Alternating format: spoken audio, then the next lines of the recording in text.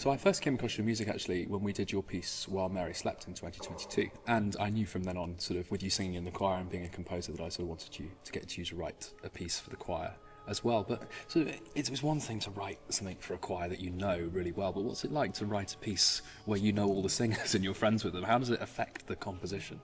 Well, I'd say it's an easier process. Yeah. Because I find writing music for a choir I don't know, there's always an element of, well, is this going to work? You don't know the exact kind of timbre of the singers you're working with, and you don't know necessarily the forces. So I kind of knew exactly what the limits were when I was writing this piece, which was very helpful actually.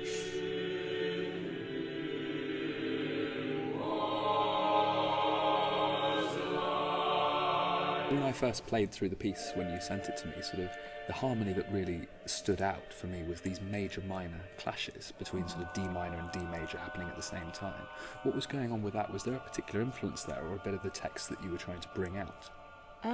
The influence, yeah, absolutely. I sang this piece, Christ's Love Song by Francis Greer, in late 2023, and he used a lot of kind of major-minor clashes in that piece, and I thought, this is really cool. I'd really like to use this. And then when I got the text from you, I thought the idea of the creation, the kind of unknown element to the text, I thought that specific use of major and minor would fit quite well there. The three soloists represent the Trinity, and at the very beginning of the piece, I wanted there to be a bit of harmonic ambiguity.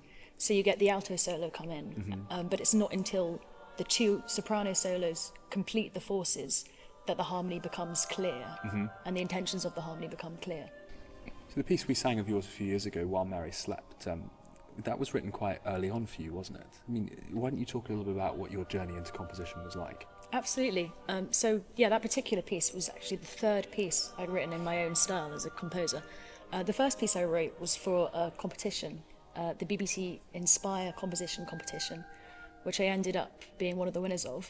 And then through that I got an opportunity to write a commission for the BBC Singers, which is kind of where my career really took off. So you sort of launched it at the deep end, really, but yeah. Yeah, it really felt that way. Yeah.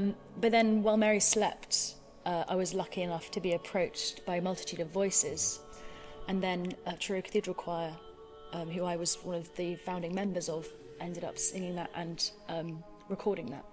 So yeah, I feel very blessed to have had such a kind of swift kind of career. But yeah, I'd say writing for Continuum has been a really, really pleasurable part of that. Well, we'll have to get used to it again.